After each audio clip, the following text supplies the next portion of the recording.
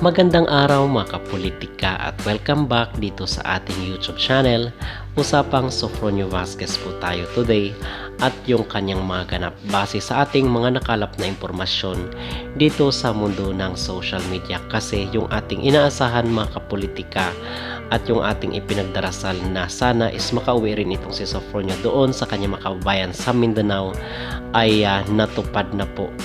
Pero bago ang lahat ay huwag kalimutang mag-like at mag-subscribe na rin kayo para updated kayo sa ating mga latest issue.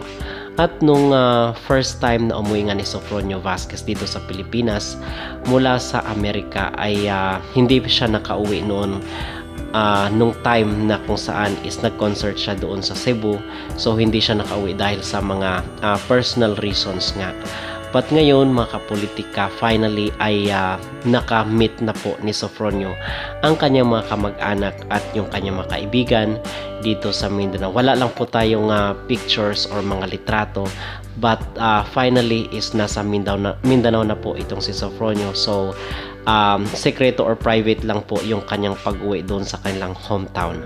So dito ay spotted rin po si Sofronio sa isang event or dito sa isang charity home sa kanilang lugar. At aside dito sa pagbisita niya sa isang care home ay malamang sa malamang meron pong i-donate siguro itong si Sofronio Vasquez dito sa kanyang mga kinikita sa mga guestings at yung syempre doon sa kinita niya sa abroad mga kapolitika.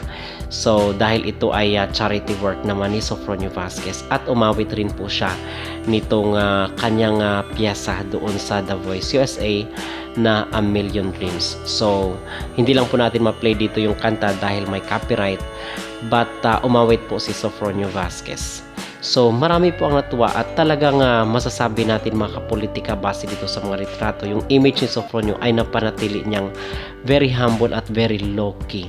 So ito talaga yung nagustuhan ng karamihan ng mga tao kung bakit talagang sinusubaybayan yung mga ganap niya, yung mga saan ba si Sofronio Vasquez, ano ba yung mga activities niya, ano ba yung mga projects niya, ano ba yung mga kinakanta niya. So talagang araw-araw po ay nakabantay ang kanyang mga supporters sa kanya, at even doon sa pagporma niya ng kontrata sa Star Magic ay nakasunod po talaga yung mga supporters ni Sofronio Vasquez.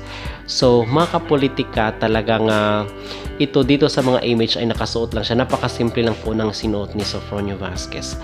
At yun po ang reason bakit talagang minahal siya ng karamihan ng mga nakakilala sa kanya. At mga kapolitika, maraming salamat po sa walang sawang sumusuporta, sumusubaybay, nanonood dito sa ating YouTube channel. Hindi nyo po alam kung gaano ako nagpapasalamat sa inyong taos-pusong suporta dito sa ating social media page. Kahit na hindi po si Sofronio ang ating pinag-uusapan, ay patuloy pa rin po kayong nakasubaybay dito sa ating mga ina-upload. Ano ang inyong maging reaksyon sa videong ito na kung saan ay bumalik muna or umuwi muna for the meantime si Sofronio Vasquez doon sa Mindanao sa kanyang bayang Sinilangan bago siya lilipad pabalik sa Amerika para sa kanyang series of concerts dito sa California. Mag-comment down below at huwag kalimutang mag-like at mag-subscribe na rin kayo para updated kayo sa ating mga latest issue.